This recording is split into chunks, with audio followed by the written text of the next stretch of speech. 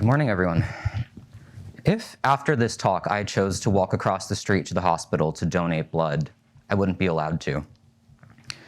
Say I worked at a religious organization, and when I walked into work tomorrow, my boss decided to fire me at the door. She would be well within her right to do so. If I decided this summer to go out and foster a child in the city of Philadelphia, I would have to be very careful with which agency I chose. In the year 2022, LGBT people are still second-class citizens in the United States of America. Gay men are not allowed to donate blood. Queer individuals are being increasingly fired under what's known as the ministerial exception. And in July 2021, in Fulton versus the City of Philadelphia, the Supreme Court enacted a dangerous precedent that religious foster and adoption agencies do not have to serve same-sex couples. In that same year, roughly 400,000 kids were shuffled in and out and around the foster care system, but the Catholic Social Services and those like them were more concerned with the sexual orientation of a prospective parent than they were with actually placing a child in a home. I want to discuss a couple more Supreme Court cases with you. Obergefell v. Hodges in 2015 ruled that same-sex marriage is the law of the land. 2 years later, Pavon v. Smith said that two same-sex parents could be listed on a child's birth certificate, provided that they were married. 2015 and 2017. It was only within the past 7 years that same-sex couples have been allowed to marry at a national level. And it's only been within 5 years that they've been allowed to be on a child's birth certificate together. That's pretty damn recent, and while all of these rulings may purport that gay people have equal legal footing in the United States, the reality couldn't be more convoluted. And given the recent Fulton ruling, I'm a little worried about what could happen now. The gay community is no stranger to legalized discrimination, but what's next on the horizon is a bit more difficult for us to navigate socially, culturally, and legally. Because, really, not many of us have yet, and that's parenting. As many are aware, there are three main ways two men or two women, or anyone who's not straight for that matter, can have children, besides the old-fashioned method, of course.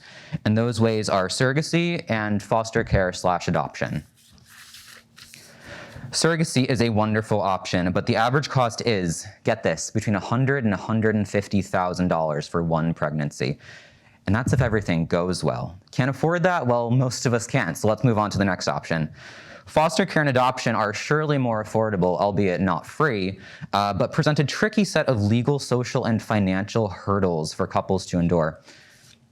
This isn't just a problem for potential parents. Oh no, it's also a problem for the kids who need homes. Children who age out of foster care and who are never adopted have a significantly higher chance of drug addiction, homelessness, and overall a lessened quality of life compared to their children who are adopted.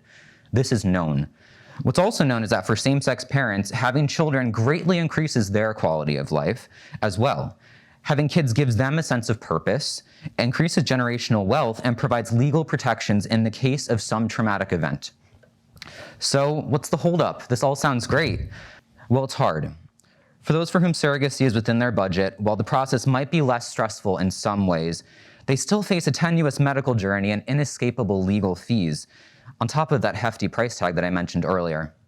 For foster parents, if you're lucky enough to find an agency that will work with you, you risk losing your placement at any time, often seemingly at a whim, to a birth parent who, more often than not, is simply not fit to be a parent. For adoptive parents, if you make it through the several-year waiting period and are chosen for a placement, you better wish upon a star that you live in a state where second-parent adoption, or the process of duly adopting a child when one parent is not biological, is legal. As it currently stands, 22 states do not permit this for same-sex couples. Same-sex couples, on average, make more money than their heterosexual counterparts, and children of same-sex couples have been clinically proven to be just as well adjusted as children of straight parents. Some studies even suggest better adjusted. The US Census even says that same-sex couple households are on the rise in the United States and increasingly becoming more interested in raising kids. We're the obvious choice here, right? So why does it seem like we have the short end of the stick? Well, I don't have a good answer for you then. Like most things for us, that's just kind of how it is. And as most of us are aware, gay marriage didn't solve everything, clearly. Legally, we're very new to this whole marriage thing. We're also pretty new to parenting, and while that's great, that's also the problem.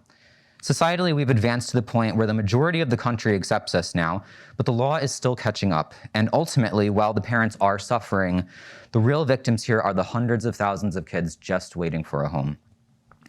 We need to modernize this process because while parenting is undoubtedly an issue of gay rights, the paths to parenthood for all people operate under slow, inefficient, and downright archaic architecture. The failure to modernize the parenting system is causing children to miss placements and for prospective parents to lose hope. Same-sex cohabitating households are arguably the fastest growing market of potential parents to foster children at high rates.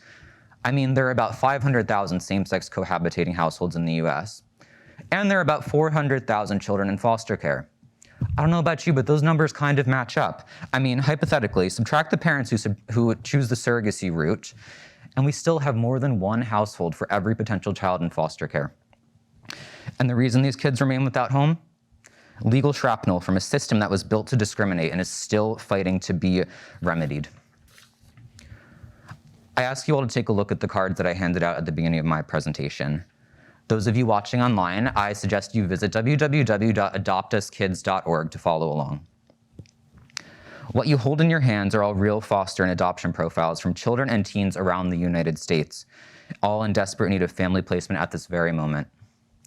Whomever's card has Isaac, he does very well in science class, and more than anything, he really just wants to spend Thanksgiving with the family this year.